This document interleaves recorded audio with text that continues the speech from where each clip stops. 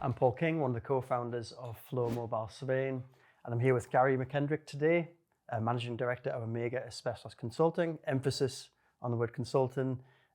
Introduce yourself, Gary. Yeah, I'm Gary McKendrick, Managing Director of Omega Asbestos Consulting, making asbestos safe and sexy. How does that happen? Look at this face. What's not sexy about that? Come on. Yeah, that's me. I've been in the asbestos industry for nearly 30 years now, and loving life and trying to do my bit to make the industry better, which we'll probably talk about, won't we? Yeah. So why did you get into this industry, Gary? Why? Because my mother said, get a job. 18-year-old, get a job. Either go to university or get a job. Right. And I'd had enough of education, doing my A-levels. So I thought, well, I better get a job because me old ma McKendrick's on my case. So I'd done a bit of work experience in a lab, and I thought, I quite fancy wearing a white lab coat again because I felt important and everything. So I got a trainee lab technician's job in a little company in Sunderland called Ensicon. £2.05 an hour. Wow. Here we are. And I just went for it. So Mama McKendrick pushed you down the path to get a job, did she? Yeah, and I think a lot of people just sort of fall into the asbestos industry, don't they? Yeah. And then they get stuck. It's like running through treacle, you get stuck in it. Or a spider's web. I've heard that a few times.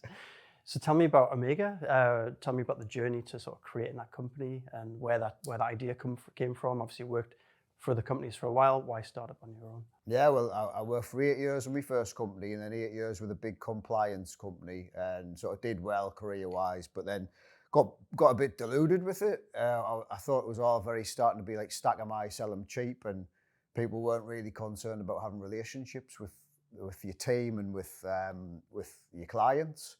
And then the big corporate I worked for did something that they called Project Omega a week before Christmas in 2009, which was essentially just making 100 people redundant to centralise labs and schedulers and report writers down south.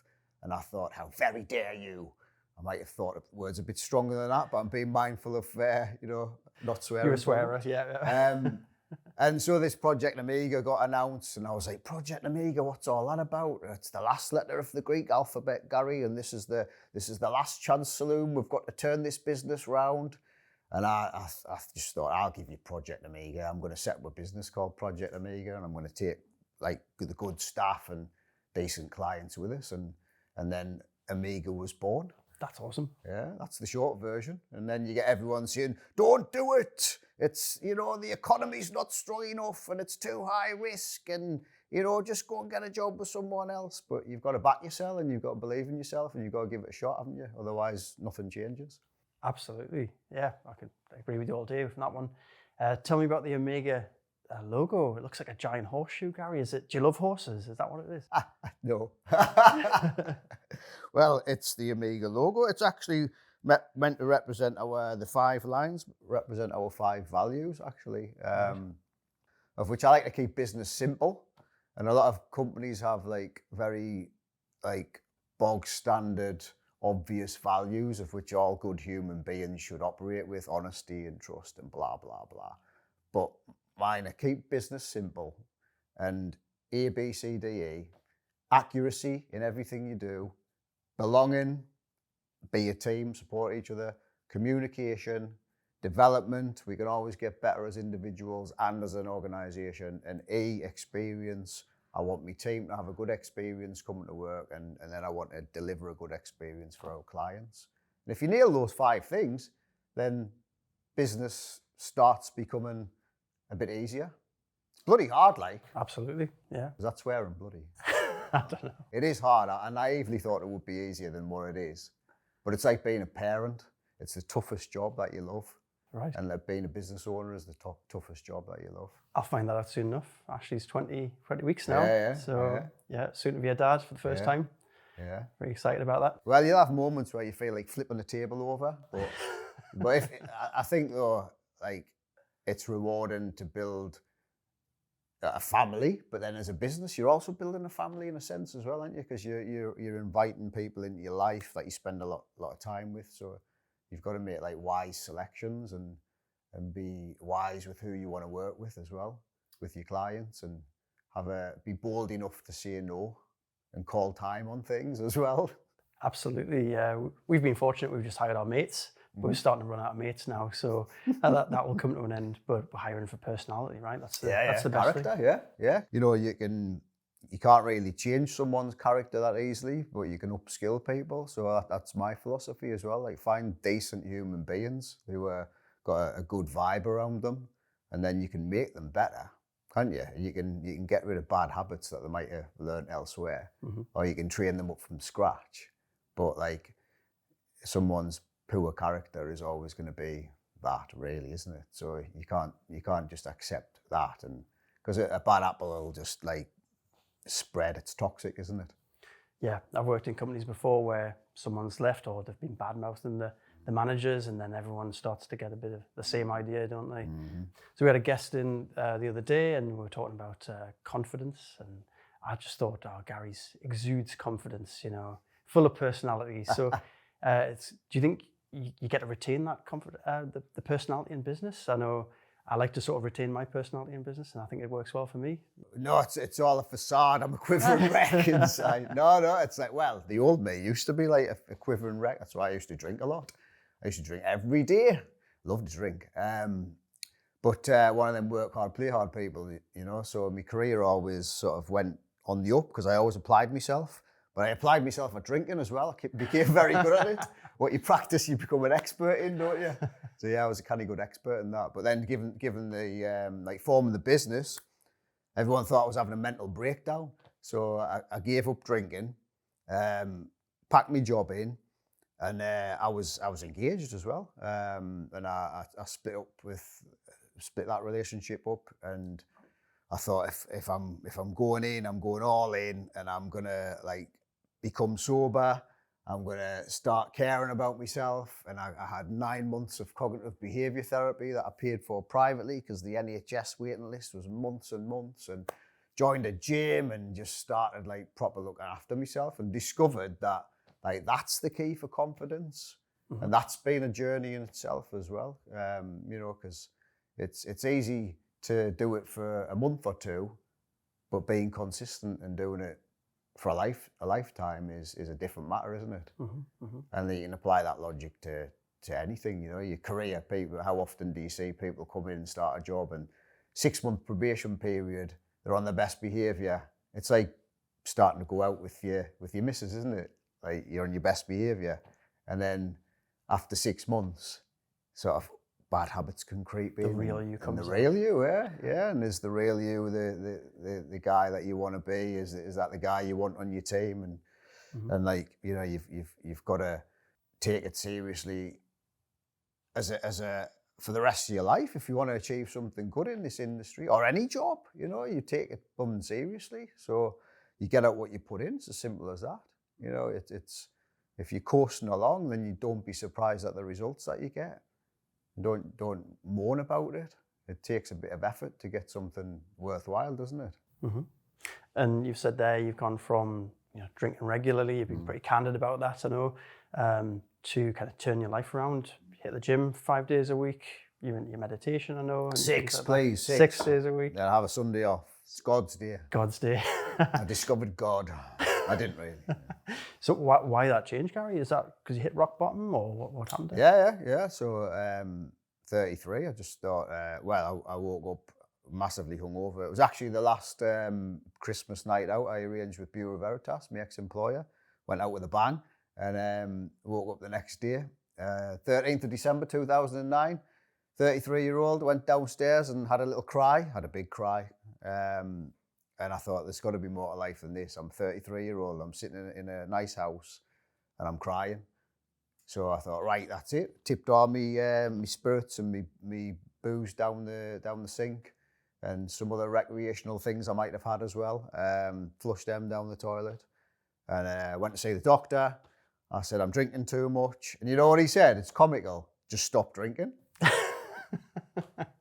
I didn't realise it was that easy. Thanks. And I was like, surely there's something else you can do. And he said, I can refer you for therapy. Have you ever heard of cognitive behaviour therapy? I was like, no. Right. I says, get us in on the list for that then. And he says, 6 months. I went, well, all right, just put us on the list. And then I thought, well, I'm not waiting 6 months. I need help now. So I just found a local guy who did it, and I paid for him privately for like 9 months. Mm-hmm. And that was like a massive shift in how, cognitive behavior is how you think, how you behave, isn't it? So if you discover why you think these things, you discover why you behave in a certain way, and you can change the patterns, can't you? And change the conditioning. And all of a sudden you become like a different person. Not overnight. It's hard work, of course, but like anything, if you commit to something, put the effort in and, you know, hit rock bottom and then climb back up again, you'll get there. Mm-hmm.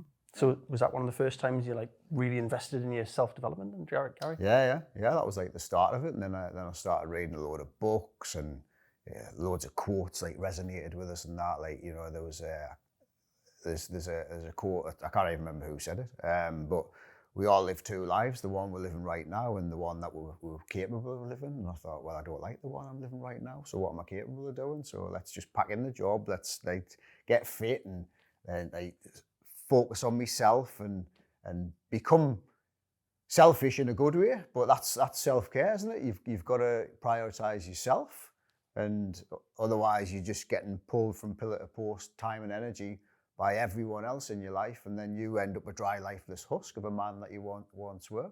Mm-hmm. So you've got to look after yourself and put the time in, and you have got the time. You just have to value it enough to do it, and get to bed earlier and get up earlier if you need to. Like, I never like getting up at 5:30 in the morning, but I know I'll have a better day if I'm up at 5:30 and I'm in the gym for 6:30, and I'll feel good by 7 o'clock. I never want to get out of bed that early, you know, but I do because I know I'll have a better day. And I don't think I've ever been out of bed that early, Gary.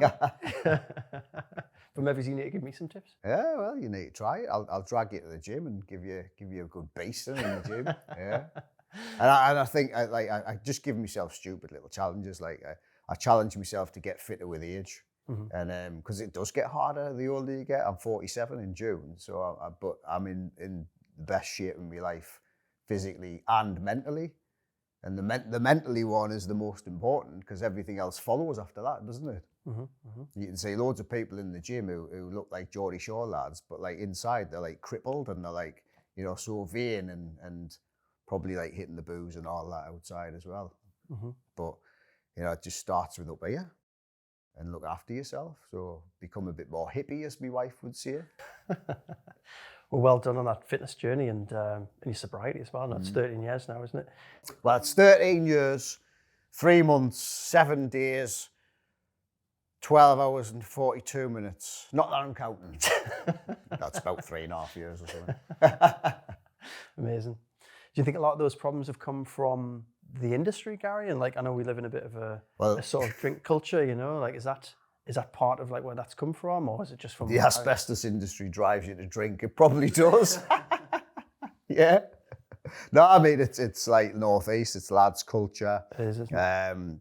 But yeah, I mean, if you're stressed, it can drive you to drink, can't it? It's easy, you know. If you have a good day, a bad day, or an average day, celebrate it with a drink. It makes everything better, doesn't it? So. But yeah, it is a cultural thing as well. I mean, I think the best medicine and the most underused, under-prescribed medicine or antidepressant is exercise, but it's hard to do, isn't it? Mm-hmm. It's easy to just go, and after a couple of cans, you get that 2-pint feeling and you feel good. Yep. That's what I used to try. I used to try and always have that 2-pint feeling. Right. That was my logic. That was my warped logic. If I have a drink every day, I'll always have that 2-pint feeling in my head, and I'll feel good about myself. Crazy, that, isn't it? It is. When I think back. Fall into habits in your mind, don't you? Yeah. I mean, I've given up booze for a few months at the start of the year. Pretty proud of that. Yeah. You're back on it now, though.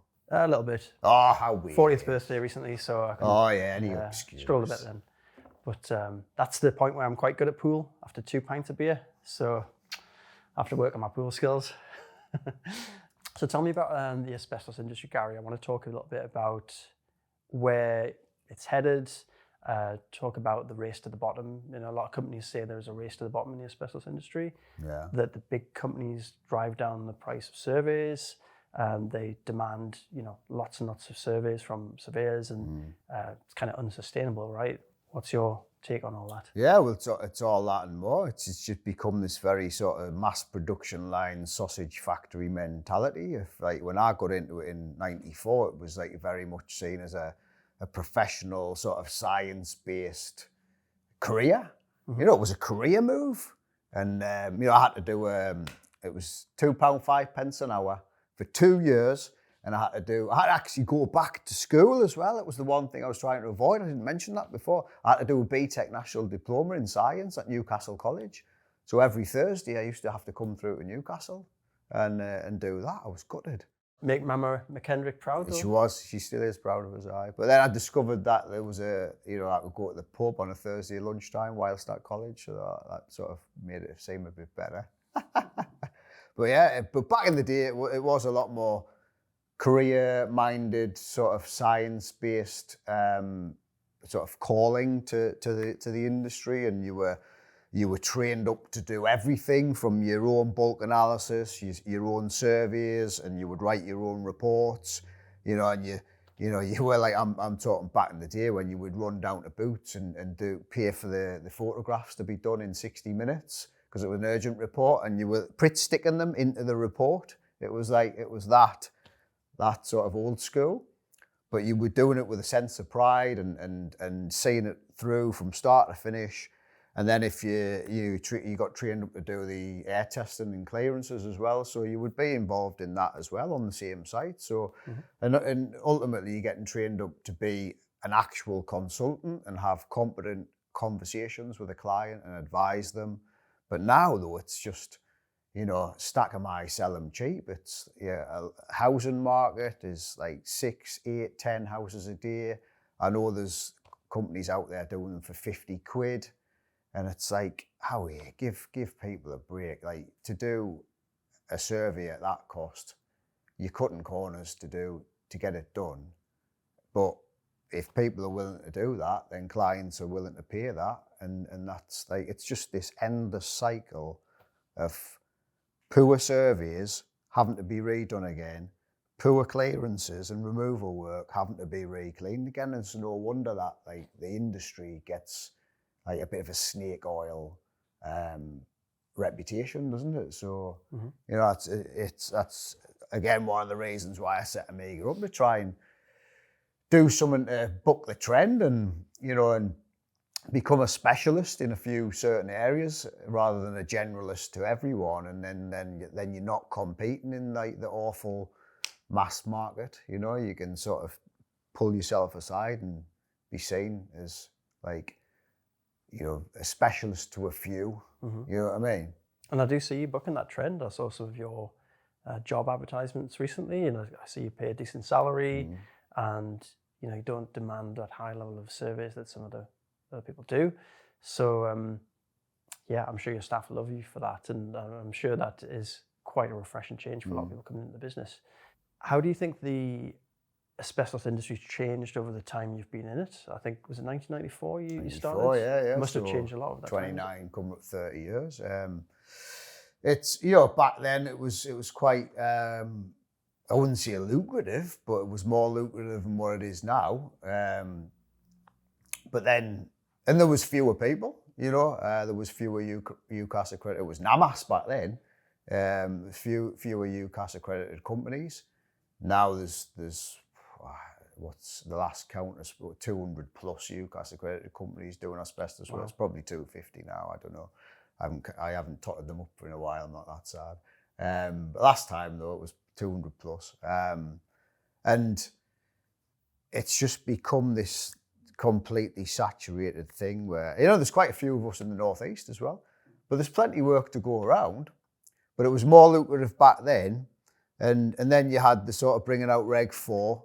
And the lead-in period for that, and then everyone jumps on the bandwagon and goes, right, I'll get the 402, and I'm going to make like 100 grand a year doing surveys, and then everyone gets the 402 and passes it without even doing a survey. Frightening. What a low bar for entry that is, isn't it? Get a qualification, you don't even have had to have done a survey. Back then you had to write 2 reports and get them reviewed, but there was ways around that. I've interviewed people who like got their mates to write the reports, and they'd never done a survey. So they get the ticket, the golden ticket, they get a job because no one really cares about who they are and the competency, and all of a sudden you've got this, this 20 years worth of terrible type 2 surveys back then, and management surveys, and it's just this churn, and it's just mental. It blows my mind. Sounds like quite a change in that time, and yeah, I hear this kind of story a lot. What do you think is the biggest problem in the asbestos industry right now, Gary? Recruiting's just so difficult at the moment. If you're good at something, there's plenty of work there. Like, it took me a few years to work out to be a specialist for a few sectors rather than the generalist for all. But you've got to carve a reputation, you've got to get there, you've got to find your feet, and you've got to do your numbers, and you do the 80-20 rule and all that. And then you go down a certain road with, specialising in NHS work and private academy schools and manufacturing sites, healthcare. That's sort of our main areas. But there's a lot of people just will work for anyone at any price, and that doesn't change the problem, does it? It makes it worse. And if you've just got this hamster wheel of like, stack them high, sell them cheap, then how's it going to get any better? It's not, is it? But if you specialise in something, then at least you can buck the trend and get some clients who actually, not most of them, quite a few of our clients have bought cheap and had to pay twice. So they've learnt the hard way, we have one social housing contract, for example, who did pay cheap and had a removal contractor doing the surveys as well, which is, I guess, something else. Removal contractors doing surveys, and they were paying buttons to get their surveys done, and then I had a meeting with them, and that was sort of 11 years ago, and we've been doing them ever since, because he knows what he'll get for his money at going in at the lower scale, I never wanted to even have a social housing contract. I didn't want to be in that market, but you get one at decent rates and it's worth having, isn't it? You can get a bit of a bad rep, can't it, in this industry? Yeah. So going back to what you said about recruitment, we did a survey a while ago, said the same thing. Recruitment is the hardest thing in this industry. What do you look for, I suppose, when you're hiring staff? Like, what makes someone good at this job? You look for loyalty from the CVs. There's too many people jumping about. You lucky to get 2 years out of people. Back in my day, you would commit to something, wouldn't you? What's that book? Is it Malcolm Gladwell book where it's 10,000 hours of practice? Now, 10,000 hours of practice to get good at something roughly equates to 5 years, doesn't it? 2,000 hours in a working year. But where do you get 5 years out of someone? They're few and far between. So if I see a CV and there's like 5 years on there, I'm like, oh, this is interesting. And then, because there's a bit of loyalty and commitment there, you've got to give something 5 years at least to know what you can do with it. Like, if I say it to my lads, if I made major decisions based on the first year of Amiga, I would have like wrapped it up and walked away because it was too blooming hard. You know what I mean? I would have just got a job elsewhere.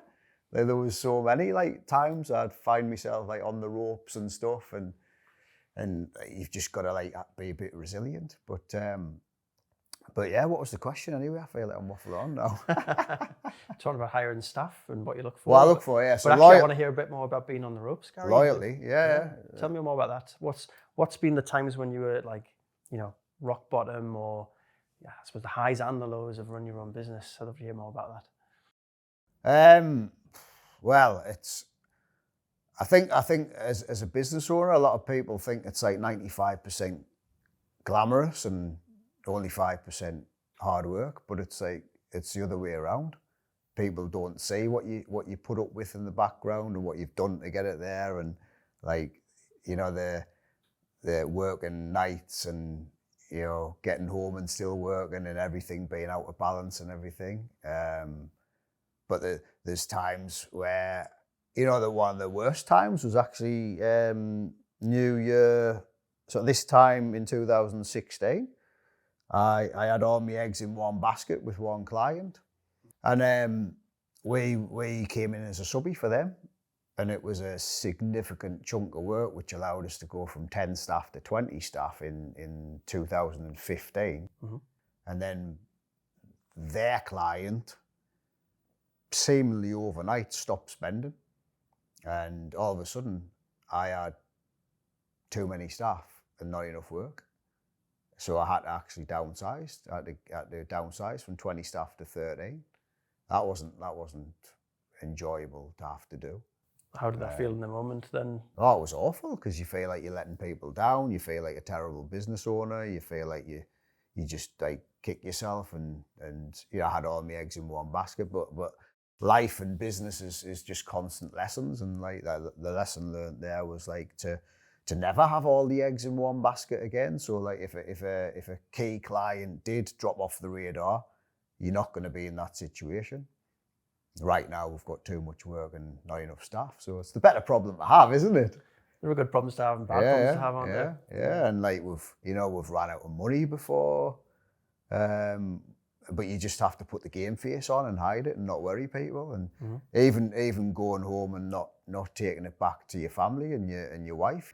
I remember a time when my bank manager was ringing us up saying, "Gary, you need to transfer some money into the business account from your own account, because if you don't, you're going to go like beyond your overdraft and you're going to start getting hit with fees." So like I remember Saturday morning, I was transferring a tenner. Oh my God! I was like, what's happening here?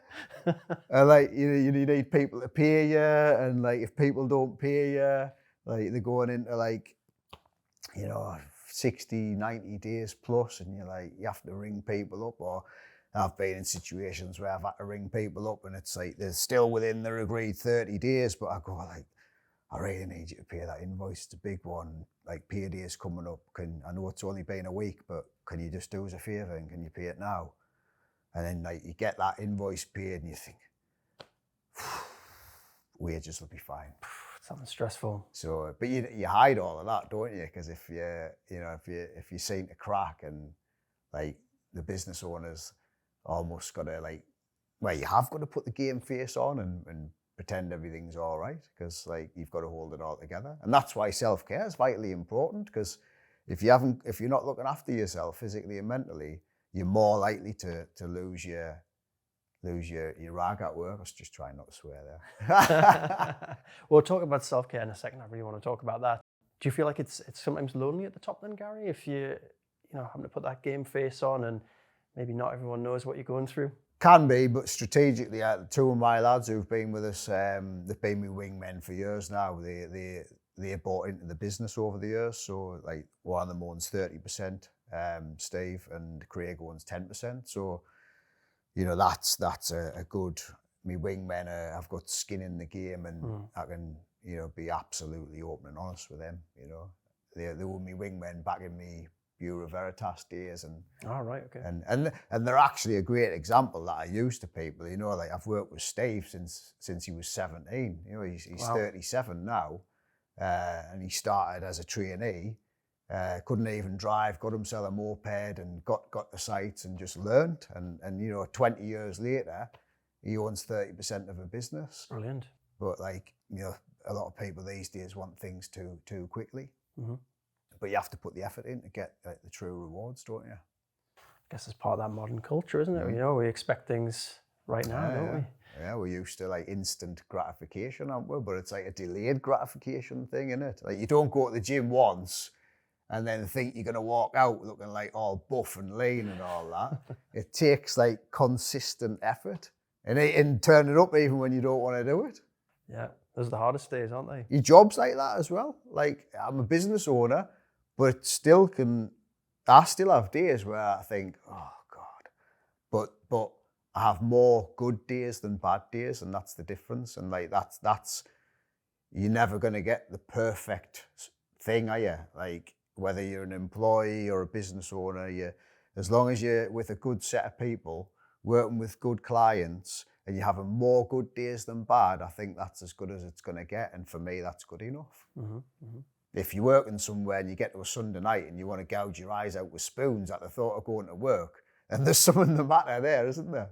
It's how a lot of people feel, isn't it? They get the Sunday fear. I know my wife used to talk about it, and since starting my own business, I don't get that anymore. I don't know about you. Yeah, no.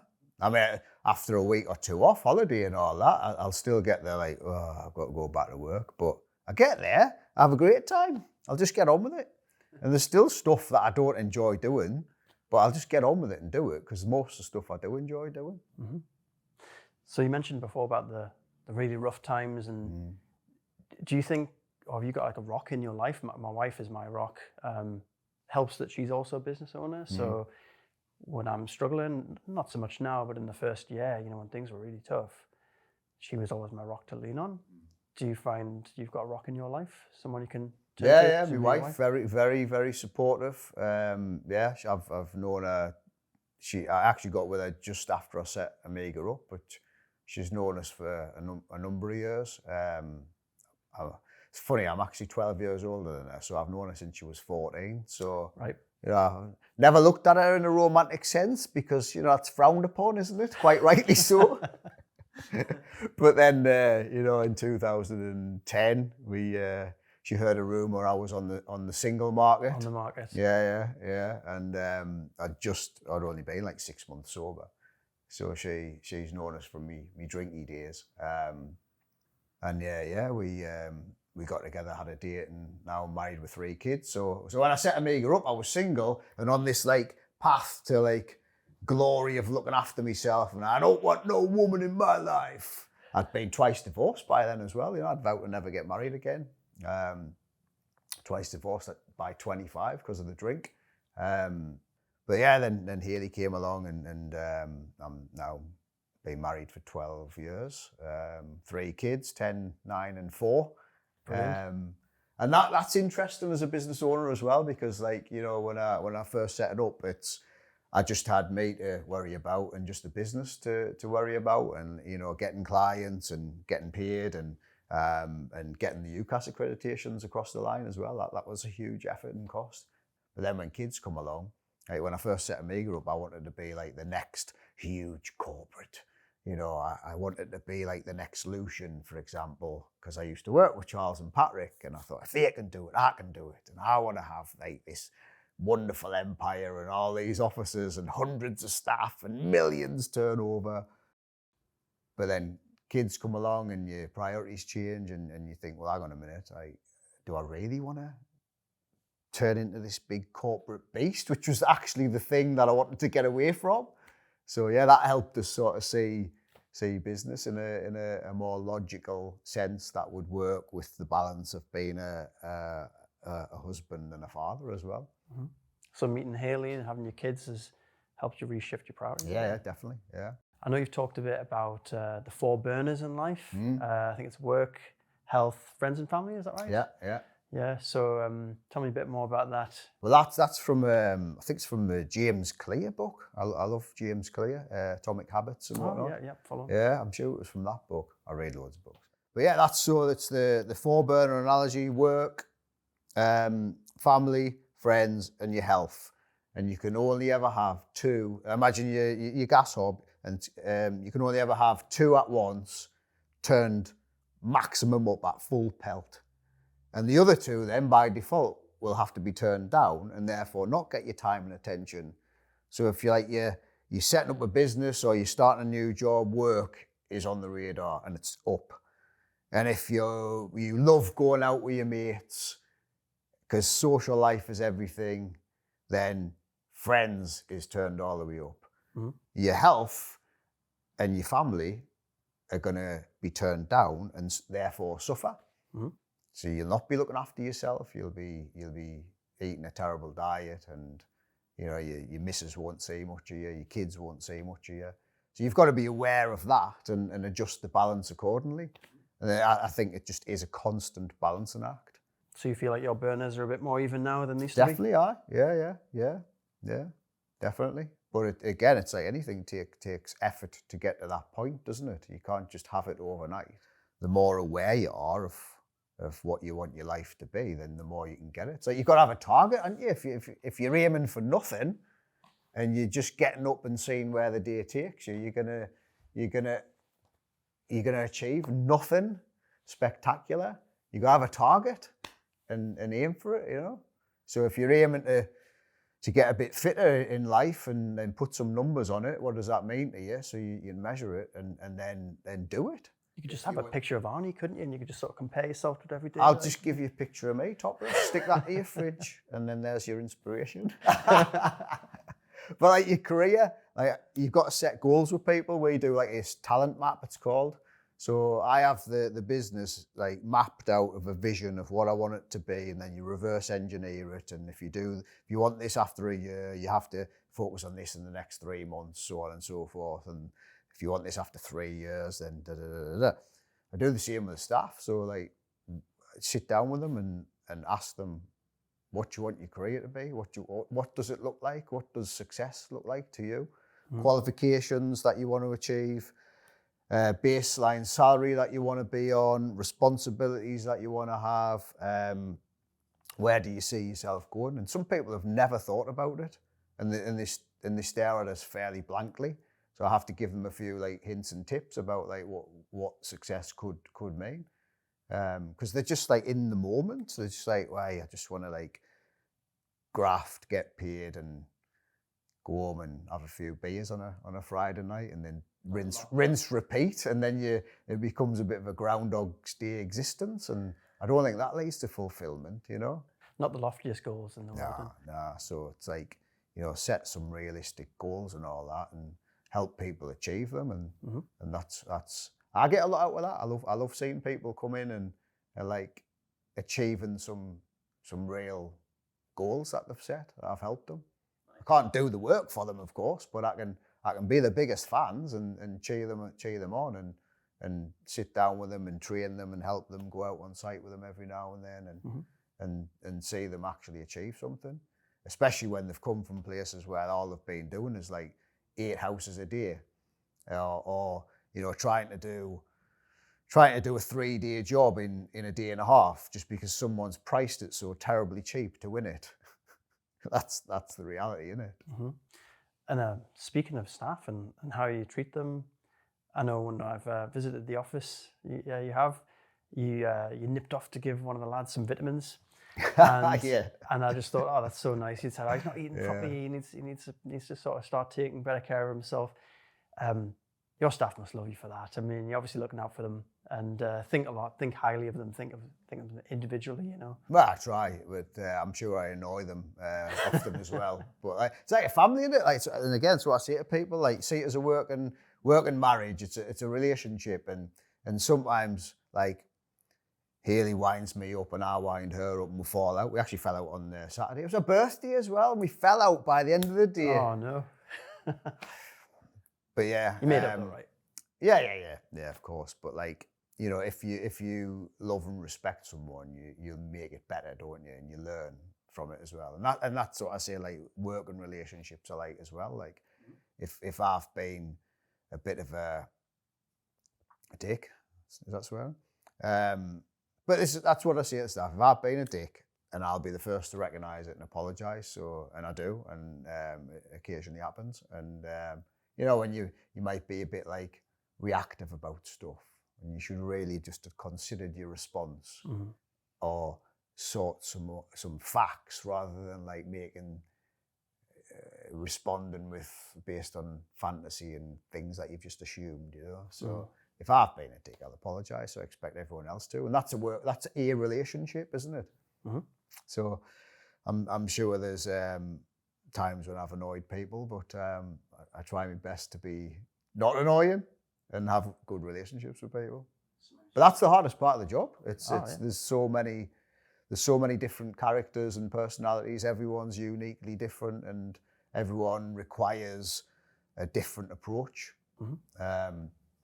Some people like to be left alone and just get on with it, and whereas some people need more time and attention, and you've got to be aware of that. You know, the squeaky wheel gets all the grease, and if someone's getting all the grease and the other people aren't, and you've got to be aware of how that affects the sort of dynamics of the group. Because I've made mistakes like that before, where the people who shout get the most attention, and maybe get like pay rises in your time, and the other lads or lasses who are just cracking on with their heads down and doing a great job can become unnoticed. Mm-hmm. So you've got, again, that's where you learn, and you think, well, hang on a minute, I'm like, that was wrong, and I'm not going to let that happen again. It's a constant learning thing. For sure, I definitely agree with that one. And you mentioned before, like, recruitment is the biggest challenge in the industry, as far as you're concerned. Yeah. How do you retain good staff if people are sort of, you know, tempted to jump around and things like that? What's your sort of way to do that? That's the most challenging thing. Finding good staff is hard. Finding them and keeping them for 2 years plus is extremely hard. But it's doable. But it's like, you know, when I look at people, we do this people analyzer exercise where it's based on, you know, imagine like, I'll draw it so like you're looking at us. That's the y-axis. That's the x-axis. The y-axis is their skills and competency, and the x-axis is like their engagement with the business. Mm-hmm. So split it into 4 boxes. On the left-hand side, you've got low engagement and low skills, bottom left box.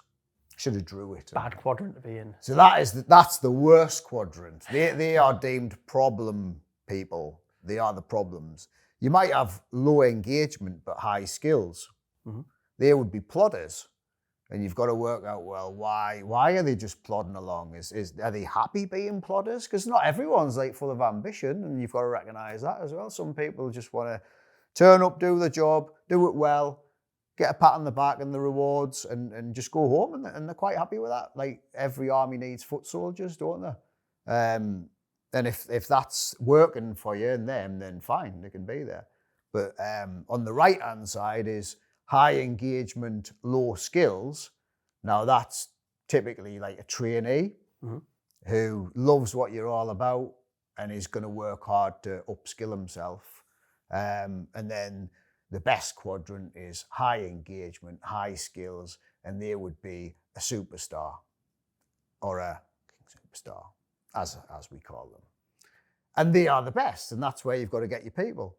And sometimes a superstar something can happen and become a little bit less engaged. They might become a plodder, so conversation, what's happening, like get you back into the superstar box. Sometimes, you know, the skill set can go down because something's happened, you know, mental health issues and personal life issues that they're dealing with can make them start making mistakes. So they can go down the skill, but then you've got to like upskill them again and have a timeout and talk to them. But that's the way I see people in those 4 quadrants. Mm-hmm. And it definitely feels like now that the superstars were always the minority, but it definitely feels like now, like we're into like single-digit percentage minority now to get the superstars. And they still come along. Like we've had a couple of absolute belters recently.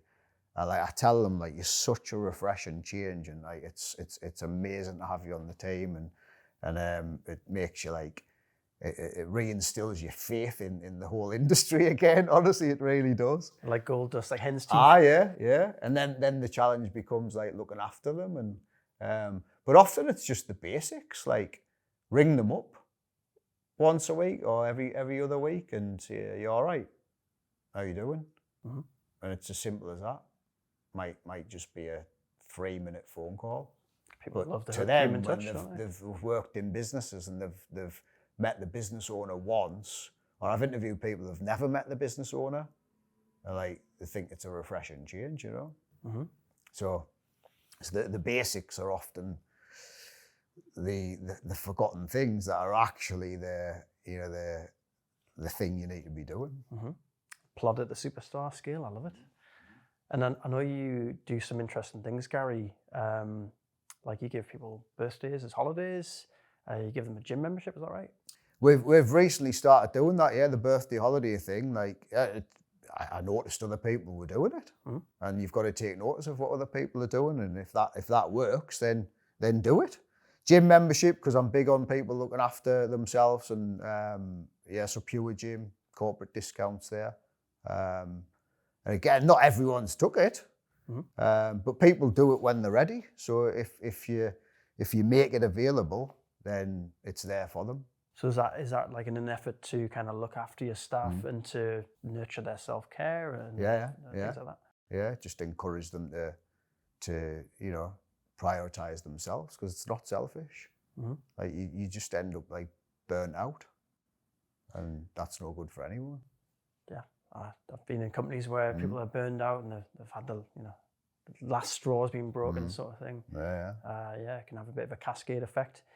So tell me a little bit about self-care, Gary. I know you're into your meditation. I know that because someone said they were in an interview with you one time, and you said, "Oh, do you like meditation?" They said, "Oh, no, Gary." And you said, "Oh, I could be meditating right now," and you just sort of stared off in the distance. I wasn't sure if that was a joke, but I thought it was quite funny. It sounds like something I would do.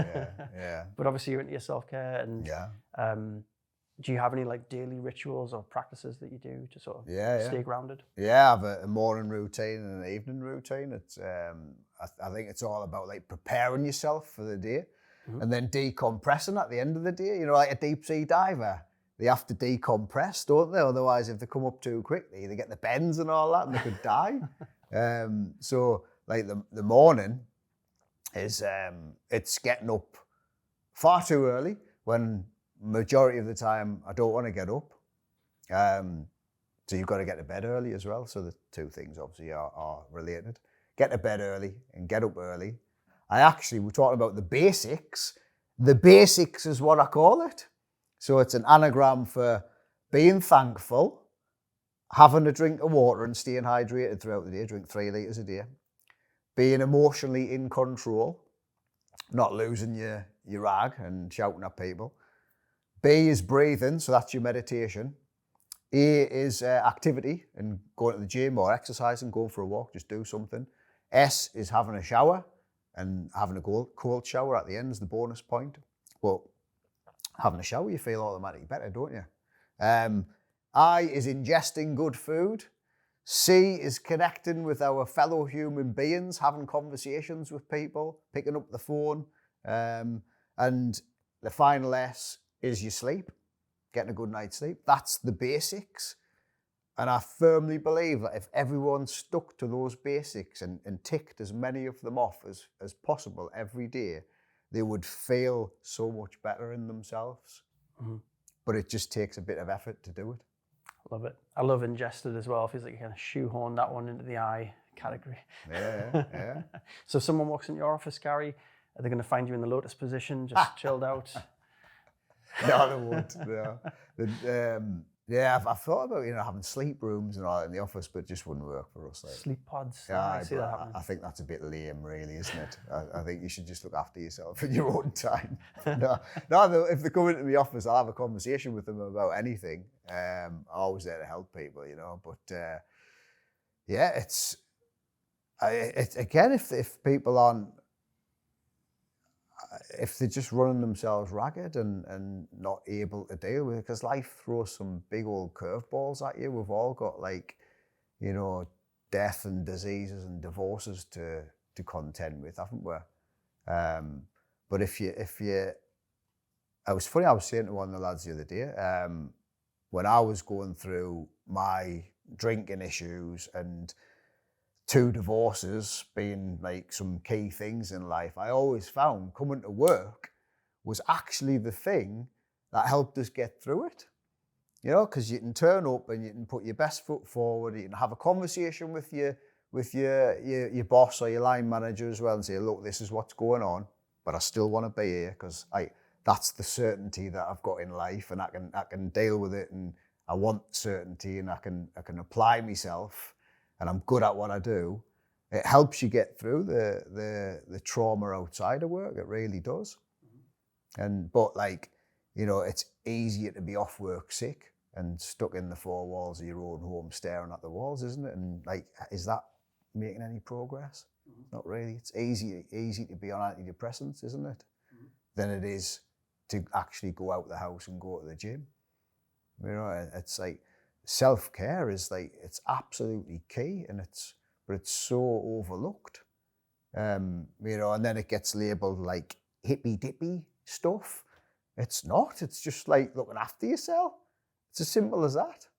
Isn't it funny though that you know, you can almost stand out in this industry by being nice to your staff and caring about their well-being? It's says something about the industry in a sense, you know. Yeah. Like we do so well with our clients just by doing what we say we'll do, and it's simple as that. Well, and one of the things is, if you make a mistake, you hold your hands up and you deal with it. You don't try and BS people, you know, and send good people to sites who know their stuff, can have conversations with clients competently about legislation and stuff, and they get a good reputation. And then I love the best thing ever, or one of the things I enjoy with work, is when a client rings up and says, send so and so to site. He's great. He knows this site. He's a great lad or lass. Actually, I've had emails that one springs to mind as like clients saying from our social housing contract how Lucy in the office and Russell, who was the main housing guy, how tremendous they are and a breath of fresh air. And you know when that's happening, that you're doing something right, you know. Because things still happen, mistakes still get made. But the only thing you can try and do is limit the severity of the mistakes and limit the frequency. That's really the only thing that's in your control as a business owner, because mistakes will still happen. But if you've got decent relationships with your clients, they're a hell of a lot more forgiving. I mean, you're kind of making yourself a bit more bulletproof. So you'll just hold your hands up and we did something wrong, we made a mistake here. Yeah, and insurance claims may happen. We've had 2 in 13 years. We'll be 13 years old on the 1st of June. And it's probably not something people advertise in this industry. No, we've had 2. And we've had a HSE investigation as well. That wasn't pleasant either. I can imagine. So insurance claims and HSE investigations, that's not a pleasant thing to go through as a business owner. But you're being honest about it, Gary? Yeah, I'll be honest. Yeah, I always am. But, you know, the HSE thing was Severe missed a load of EIB in a shop and admitted that he'd made the fatal error in relying on an old survey to form the basis of his. Right. Now, the old survey missed the EIB as well. Okay. So what happened? He missed the EIB, and then shop fitters broke into it. Exposure incidents, HSE involved because it was a RIDDOR reportable. And the whole investigation took a year to come to conclusion. I was confident and I was right that like we weren't held accountable for it, but the 12-month period of them investigating and I was interviewed 2 or 3 times. All the staff were interviewed as well. The bulk analyst, the surveyor, the second man, the lad who quoted it, the project manager, me, quality team as well. Everyone was interviewed. All the records gone through, like with a fine-tooth comb, everything was gone through. But they said that we'd done everything we possibly could have to prevent it, and it was a bad decision made on the day. But the lad who did the survey, excellent lad, clean track record. He just made a fatal decision on the day, but he left the industry. Right. He couldn't, because of that? Because of that, and the stress of not knowing whether he would be prosecuted as an individual. Because worst case, there was the client, Omega, and the individual. We could all have been prosecuted. Right. But no one was. But the stress of not knowing what was going to happen to him as an individual was too much, and he left the industry. So how was that stress on you at the time, Gary? What did it feel like? Well, it was stressful in the sense of having to deal with it, but it also wasn't that stressful because I knew that we'd done everything that we possibly could have. And I just went to the interviews and I was just myself, which I think went down well. And one of the things I remember being complimented on was I'd said that we were going to support the severe because he had an impeccable record, and we were going to make this mistake the best example and the best lesson for everyone, because he would be 100 times better as a severe on the back of it. And we can use it as an example to others to say, look, this is what happens if you make one wrong move. Your reputation that you've been building for X amount of years suddenly is destroyed in 1 second. But, you know, like you say, he chose to leave the industry. Should he ever want to come back into it, though, I'd employ him tomorrow. Oh, right, interesting. Yeah, you don't often hear stories like this because people don't advertise them. I think the asbestos industry can be a little bit ruthless. Like people are quick to criticise other people's work, you know. Yeah. But the good companies, I think, keep their mouth shut, or they're just a bit more kind. Sorry to hear you went through that. Sounds like a real stressful one. Again, I think it makes you grow as an individual and as an organisation, doesn't it? And you'll always learn something from it. So what's been the absolute highs, Gary? You talked about the lows a little bit. Is there like one standout moment in running your own business or starting your own business where you've just thought, this is it, I've made it? Just like the milestones that you think you're never going to achieve, like hitting 1 million turnover. I know turnover is vanity, and you've got to have profit with that as well. But profit sanity, right? Yeah, cash in the bank and all that. But yeah, hitting milestones, because like when I think back to month 1, when there was just me and me business partner back then, I invoiced nothing in month 1. Right. And then month 2 thought, yeah, I better get some invoicing done. And then you think, well, there's 30-day payment terms, so there's not actually money coming into your bank for at least 3 months. Reality check. That was the reality check that I needed. But then, you know, you're going from like invoicing sort of $5,000 a month to then you start hitting 200 grand a month, and you're just hitting things that you never thought you would see, and growing the team from 10 to 20, and now we're on the moves to get to 30 this year, and establishing a second office with a lab, you know, and even that comes with its own stories as well. We had a second office in Scotland, and then we closed it and relocated to West Yorkshire, and like that's a high and low in itself, because like you have to take the ego and the emotions out of it, and you think, oh God, I'm going to close an office and everyone's going to laugh at us and think I'm a failure, and we're pulling out of Scotland, but then you just have to take the emotions out of it and think, well, sometimes you've got to go backwards to go forwards, haven't you? Mm-hmm. So just close that office, speak to the landlord, speak to UCAS, relocate it where you have got some good staff and some good clients, and then it starts to take care of itself. So things like that, where you start seeing the progress and the milestones that you've hit. And again, it's about knowing like what you want, because if you know what you want, then you can celebrate it, can't you?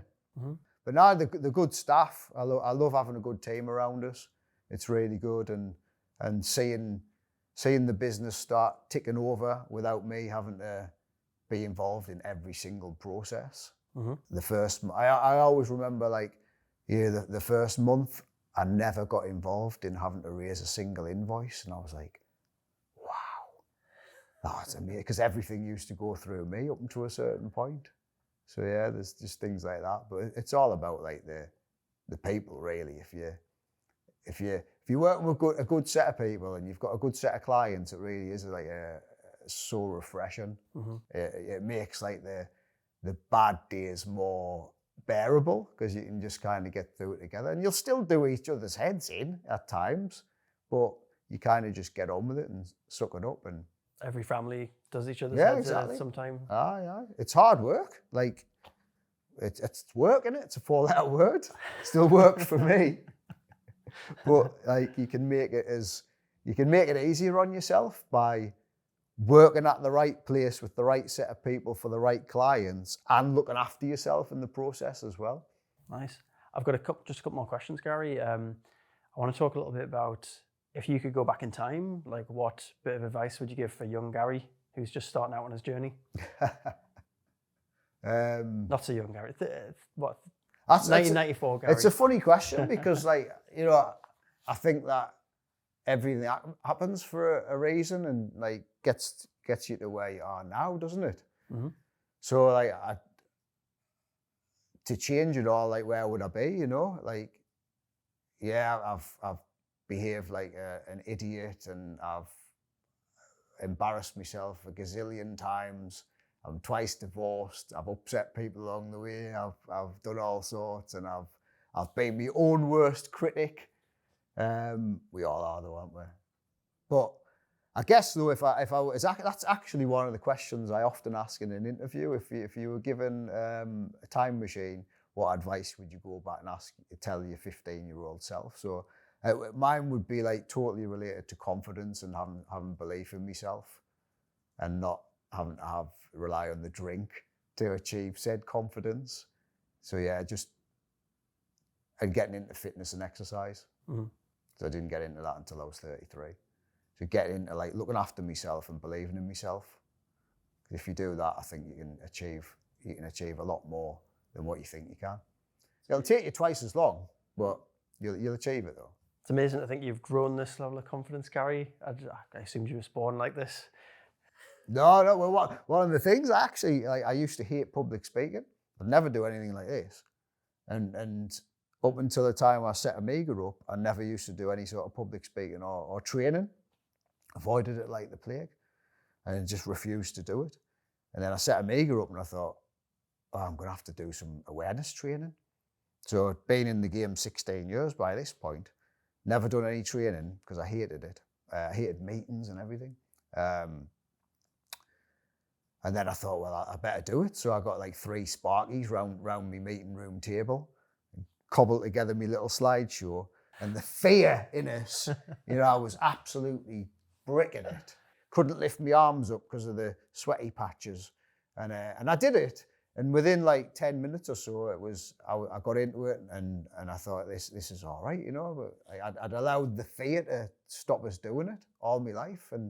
But don't we all? You know, you've just got to feel the fear and do it anyway, haven't you? And then I've challenged myself to get bigger and bigger audiences, and the biggest one's been about 150 now. Wow. Spoken at like events with the HSE in Newcastle on as well. And I just want to keep getting bigger audiences, and it's led to like telling my own story about drinking and stuff like that. Well, that's been an interesting little pathway that it's gone that way as well. Speaking at NHS events, and I've spoken for Mind and recovery organisations, and you just think, it's just little old me, like. But like, if someone can get someone out of it, then so be it. And like, if someone can consider their own habits and maybe drink a bit less and start caring about themselves a bit more, then I think then that's a win, isn't it? Mm-hmm. I used to be the same. I would really struggle to do this kind of interview or stand up in front of an audience. I find that quite terrifying. Yeah. Although I'm using bad words over myself there. But then my brother and I, we pitched for some investment. We got it, and yeah, you just kind of get better at it, don't you? You do. I've still been nervous today, but like, if you don't do it, you don't get better at it, and what you practice at, you get better at, don't you? I've seen some of your videos, Gary. Like, share, subscribe. I've seen some of those.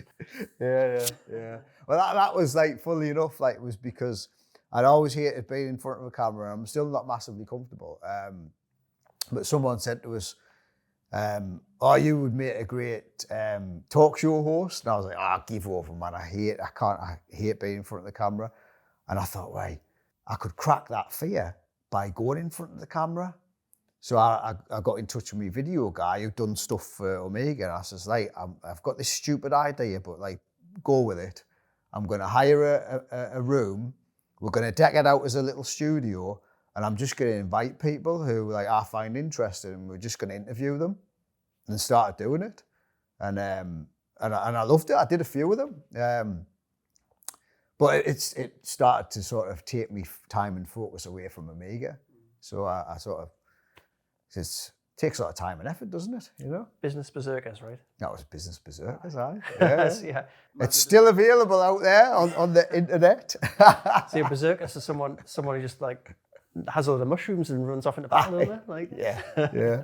It's still available on GaryMcKendrick.com. I'm one of those lame people who have a website after their own name, and it's got my random thoughts and blogs about this, that, and the other, completely not ASI related, but like it gives us a little avenue to just write about whatever I feel like. It's about hippie stuff, my wife would say. Well, my wife's got one of those too, so I can't slate you too much. But yeah, I think that's all the questions I already had for you today, Gary. But I've loved chatting with you, and I'd love to just hear before we do go, what are your goals for the future? How do people work with you? Well, we're on a mission to take the business to having the third office. We're looking at in the Midlands. Want to grow the Yorkshire team, get another 6 people down there as well. And we're going to take the business to hitting over 2.2 mil this year, and then 3 million, 3 offices, and that's as big as I want to get. Specialising in the sectors like NHS and healthcare, and specialising in, you know, having a business where people don't want to gouge their eyes out with spoons at the thought of going to work. And just being around, you know, pleasant individuals, you know what I mean? Brilliant. And that's that's the goal for the business, you know, just like doing my little thing to try and make the industry better and bring back consultants who know their onions and aren't just like production line, like stack 'em high, sell 'em cheap. There's better out there, and I'm trying to provide it. Brilliant. Well, best of luck on your journey, Gary. Thanks so much for the interview. You're welcome. Cheers, buddy.